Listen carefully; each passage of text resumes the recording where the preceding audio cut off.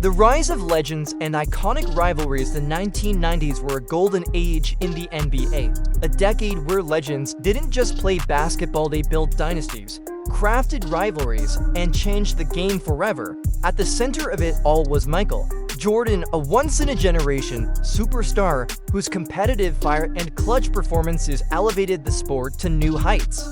But he wasn't alone. Hakeem Olajuwon, Charles Barkley, Karl Malone, Patrick Ewing, these were names that didn't just fill all-star ballots. They filled arenas with awe. The Bulls vs. Pistons rivalry early in the decade was gritty and bruising, defined by the infamous Jordan rules. Then came the battles with the Knicks, as Pat Riley's physical New York squads tried to wear Jordan down with brutal defense. Out west, the Jazz, Rockets, and Suns fought their own wars for supremacy. The storylines were rich. Magic Johnson's shocking HIV announcement, the fall of the Lakers dynasty, and the emergence of new powerhouses like the Spurs. It wasn't just about basketball, it was about heart, redemption, and the relentless pursuit of greatness.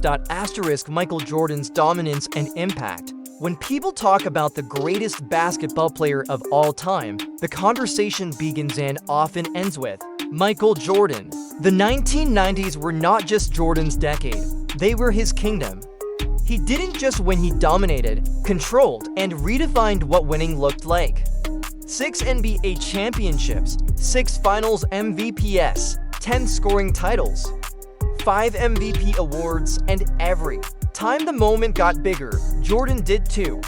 From the shrug in 1992, where he hit 6 threes in one half and casually gestured like even he couldn't believe it, to the flu game in 1997, where he dropped 38 points while barely able to stand. And then there was the last shot in 1998, one final dagger over Brian Russell that sealed his 6th title and cemented his legacy.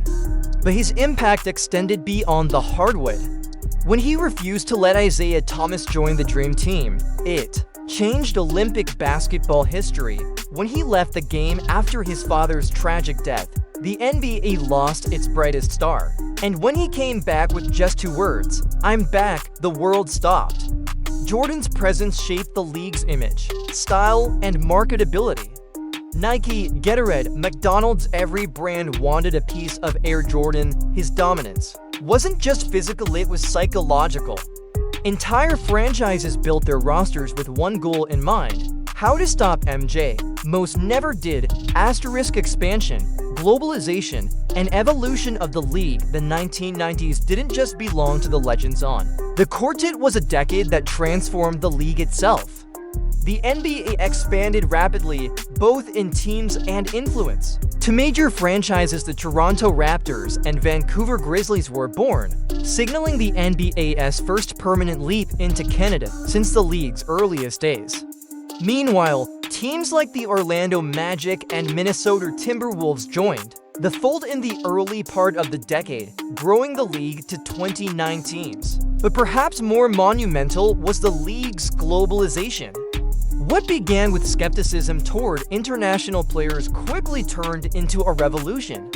Drazen Petrovic, Toni Kukoc, Vlade Divac, and Arvydas Sabonis proved that European players weren't just capable, they were stars. The NBA began holding games in Japan, and the 1990 to Dream Team's Olympic dominance turned basketball into a global language. The style of the game also evolved: faster pace, deeper shooting, flashier handles, tattoos, cornrows, and colorful personalities became part of the culture. Records and unbreakable performances. The 1990s were a statistical playground of jaw-dropping feats. Records set so high they seemed untouchable. Some still stand to this date. On December 30th, 1990, Scott Skiles dished out 30 assists in a single game for the Orlando Magic, a record no player has even come close to since. Dennis Rodman, the relentless rebounding machine, averaged an insane 18.7 rebounds per game in 1992 and went on to win 7 straight rebounding titles, dominating the boards in a way unseen since the days of Wilt Chamberlain. David Robinson not only recorded a quadruple-double, one of just forever, but dropped 71 points in the final game of the 1994 season to snatch the scoring title from Shaq.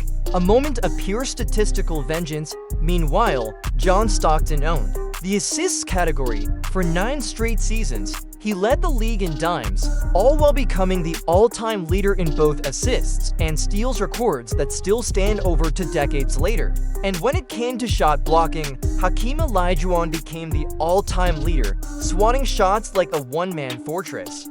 Steve Kerr hit over 52% from beyond the arc in 1995, a shooting percentage that wouldn't be beaten for 15 years. The league witnessed feats of dominance that felt like legends unfolding in real time.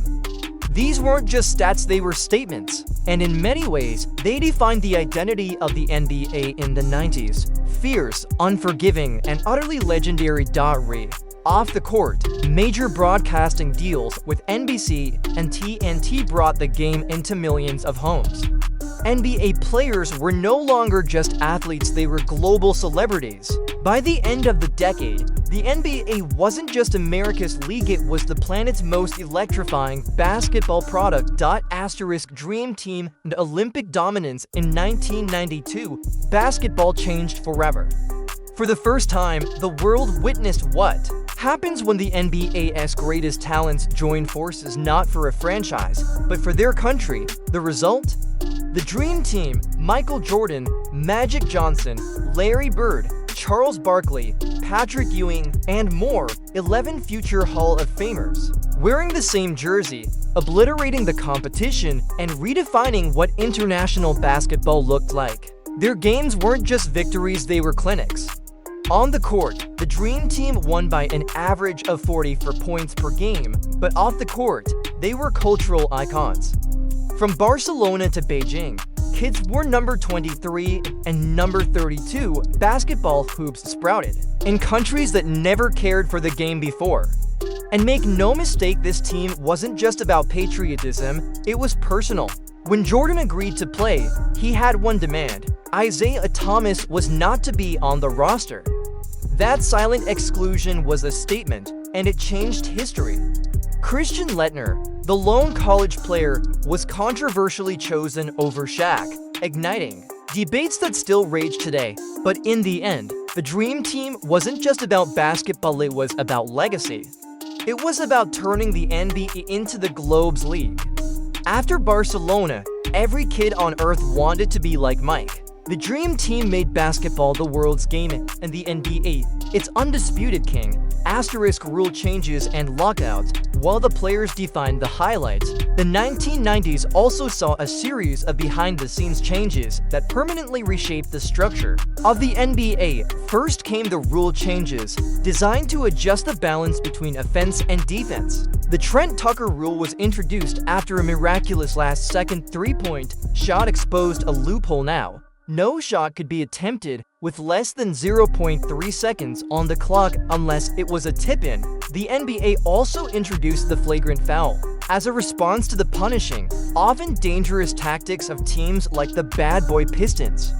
By mid-decade, in an effort to increase scoring, the league shortened the three-point arc to a uniform 22 feet, causing a brief spike in shooting percentages, before reverting back by decade's end. But perhaps the most impactful changes came from labor disputes.